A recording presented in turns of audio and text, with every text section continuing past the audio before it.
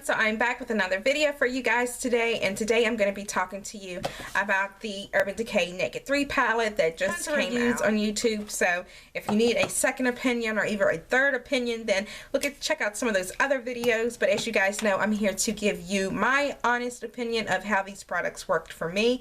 So yeah, let's go ahead and get started. Naked 3 palette, and I must say I love the packaging, very similar to the Naked 2 packaging. However, I do have some complaints about this particular palette that I received, because to me it doesn't feel like it's just 100% secure.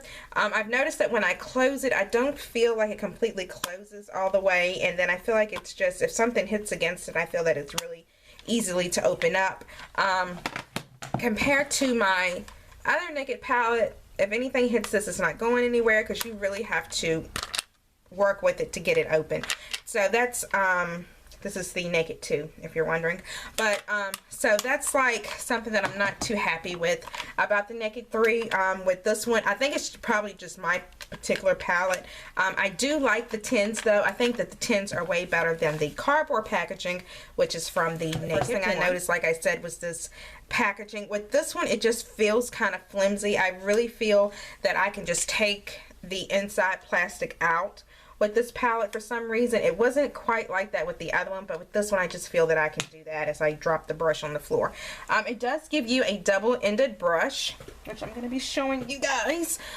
Here is the double-ended brush that it gives you. Really not for blending, I wouldn't think, unless you were going to really do some really precise, but it's okay. This is similar to me, it reminds me a lot of the Sigma E25. This end does, and then over here is just your regular flat shader.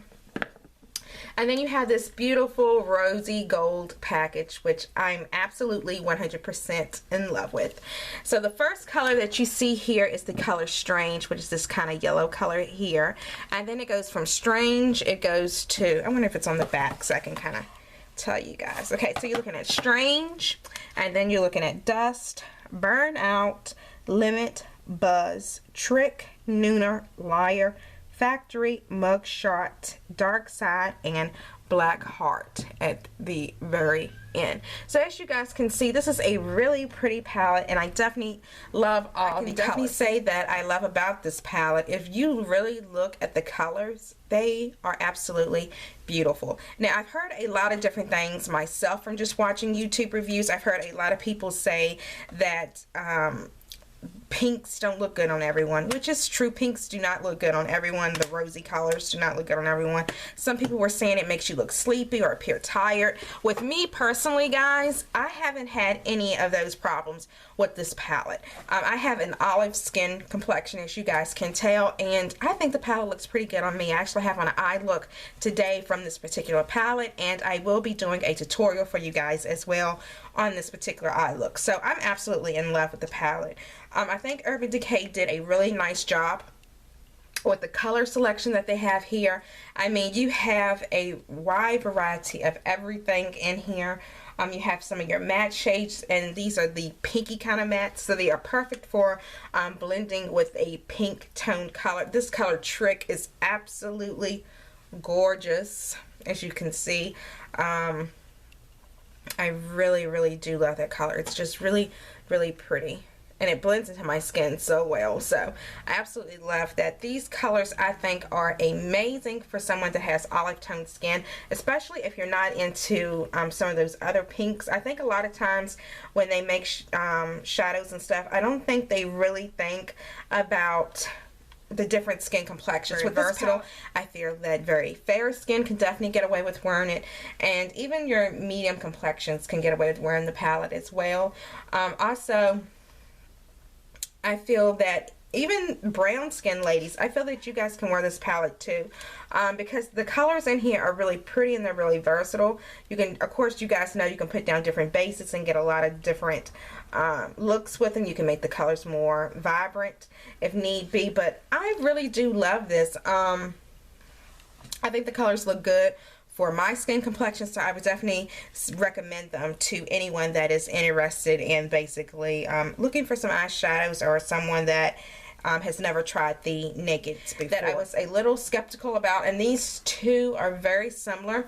It's the color Dust, which as you can see here, this one is going to give you fallout. It's really a chunky one, and I'm not sure as to why it's so chunky and has so much fallout. This one would be the only one that I would really complain about. And then you have another color in here, which is Buzz. And Buzz is another one that's a little bit on the chunky side, but it's just a really beautiful finish, which you can kind of see right there.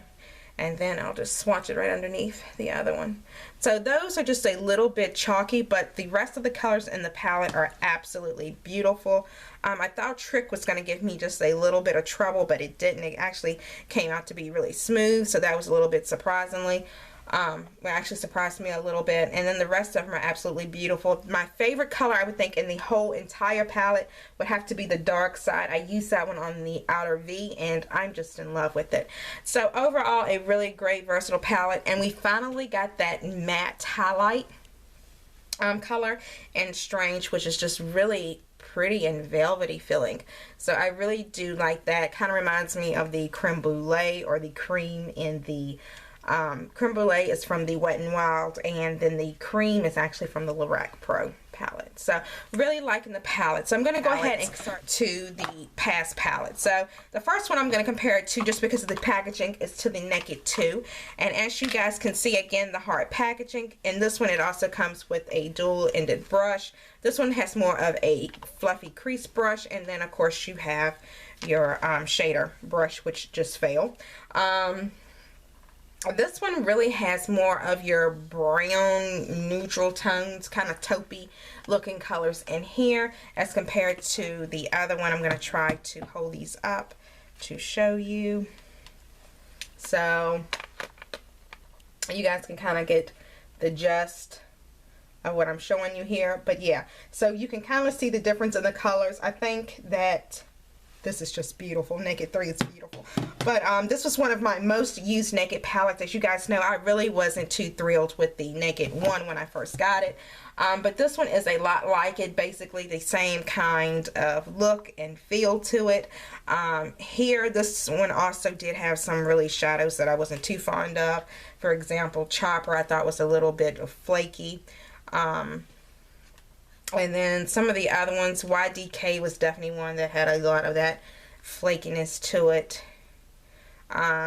So yeah, but other than that, they also came with the Blackout, which was that kind of matte black, which is really, really pretty. One of the blackest blacks I've seen, other than the Makeup Geek Corrupt, because Morena was on point with those. But yeah, so this would be the one that I would compare it to the most, just basically because of the packaging. And this is more of your taupey kind of colors. So more of your, I heard a lot of people say that these colors are more cool and that the other palette was more warm. So you could go on that. I've also heard other people say that this palette is more warm and the other one's more cool. But either way, I think this one just has more of a taupey complexion compared to it. Compared to this, if you were to hold them up side by side, the packaging on these two are very similar. However, the colors are absolutely gorgeous. You do have some colors that will vary and look alike a little bit, but other than that, the colors are completely different. You're getting two different complete palettes, and to be honest with you guys, if you just have these two palettes, you have a complete makeup look here. You can also go ahead and take your Naked Basics palette if you have that one as well, and that one will also really complete your collection with just giving you a couple more blending colors as well. Okay, so comparing the Naked 3 to the Naked 1, of course this one came with a brush, depending on which one you got. Some people got a primer potion. This one came with a lot of different stuff. So some people got a primer potion, some people got, like I said, you got different things with this one. With the Naked 3, they also include little packets of eye primers, which I do like that whole idea. And I basically just took the one that I was going to use. They give you a week's worth supply in the package. I basically took the one I was going to use, put it into like a little pot, so that way I can just access it a little bit better and I don't have to really worry about it drying out. Looking at the Naked 1, as you can see, these colors are almost similar to the Naked 3.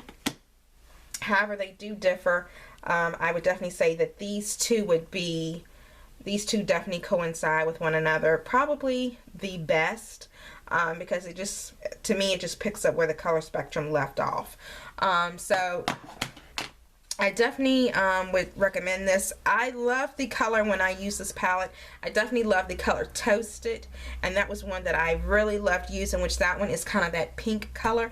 So I'm actually surprised that they didn't repeat Toasted with putting it in there, but Toasted would definitely fall into that category. If you love the Cuddle Hustle from that palette, that one could also fall into the Naked 3 palette as well. And definitely the color Sin is also another color that could play a part in that palette as well. So if those happen to be some of your favorite colors, if you kind of do like that pinky kind of eye using Sin and Toasted and Hustle, if you tend to use those colors a lot from your Naked 1 palette, then the Naked 3 palette is definitely something that you want to invest in, because for me, I like pinky colors, and those were the colors that I generated towards the most with the Naked 1 palette. So overall, if you are looking for a palette, or if you want to definitely put something down on your Christmas wish list and you like rosy pink colors, then I would definitely tell you guys to go with the Naked 3. Of all the Naked palettes that I own, this one is my favorite, guys. And you guys know, if you've been with me like from the beginning of my channel, this Naked 2 used to be my baby. I am all about this Naked 3. I think this is the best palette that they've came out with thus far. I just love the shadows. I feel that they are very versatile. You can make lighter looks, you can do darker looks. I'm really in love with the Naked 3, guys, so I definitely would recommend picking this up. If you do want to splurge and probably get another palette, depending on where you want to go. If you're looking for more taupey shades, then definitely go with the Naked 2.